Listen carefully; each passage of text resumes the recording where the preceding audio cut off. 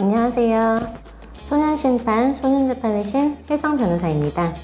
오늘은 학교폭력 관련해서 어떻게 대처하는 게 좋을까? 학교폭력이 문제가 됐을 때 어떻게 대처하는 게 좋을지 좀 말씀을 드려보려고 해요.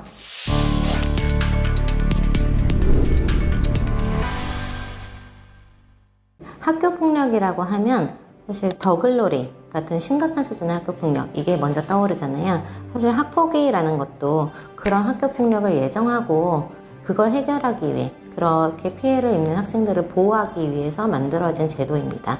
그런데 학폭위라는 제도가 생기면서 사실 그때 예정되지 않았던 다른 문제가 생기기 시작했죠. 너무 가벼운 사건들, 사실 아이들 간의 다툼, 장난, 이런 걸로 넘어갈 수 있었던 사건들이 전부 학교폭력으로 신고가 되면서 문제가 되기 시작했습니다. 그러다 보니 이제 학교폭력으로 신고당한 사례들 중에 억울하게 신고를 당하는 경우도 굉장히 많아졌어요.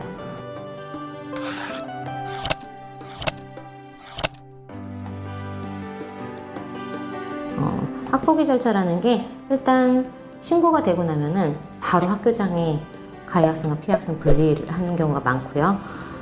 전담기구의 사안조사도 일단은 2주 안에 끝내도록 되어 있습니다.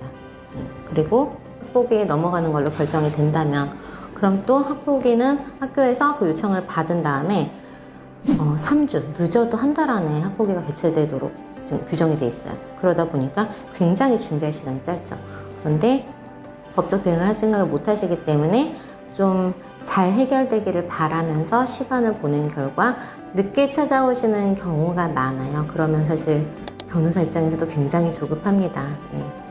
그런데 이런 준비가 없이 그냥 학폭위에 참석을 하게 되면 사실 아이도 그렇고 부모님도 그렇고 굉장히 긴장해서 제대로 전달을 못합니다. 학폭위는 정말 그냥 그 짧은 시간 딱 아이 말 들어보고 한 번에 딱 끝나는 거거든요. 미리 자료 제출을 할 생각도 못 하세요, 보통은. 그러면 사실 학폭위 입장에서도 뭐 판단할 수 있는 자료가 없다 보니까 보통은 이제 뭐 가벼운 수준의 학폭으로 인정해서 조치를 하는 경우가 사실은 대부분일 겁니다. 학폭의 범주라는 게 워낙에 넓다 보니까요.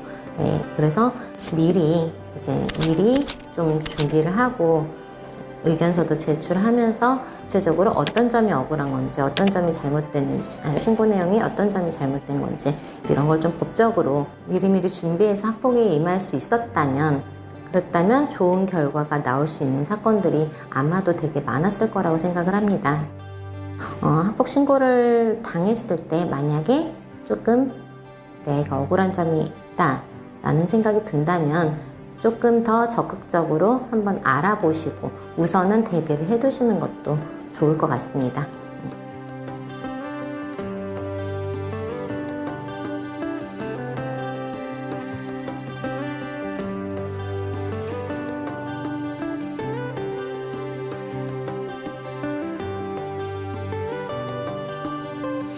이와 관련해서 더 궁금하신 점이 있다면 댓글이나 이메일로 문의 주시면 또 답변해 드리겠습니다. 구독과 좋아요, 알림 설정 부탁드리고요. 소년심판, 소년재판의 신 혜성 변호사였습니다. 안녕히 계세요.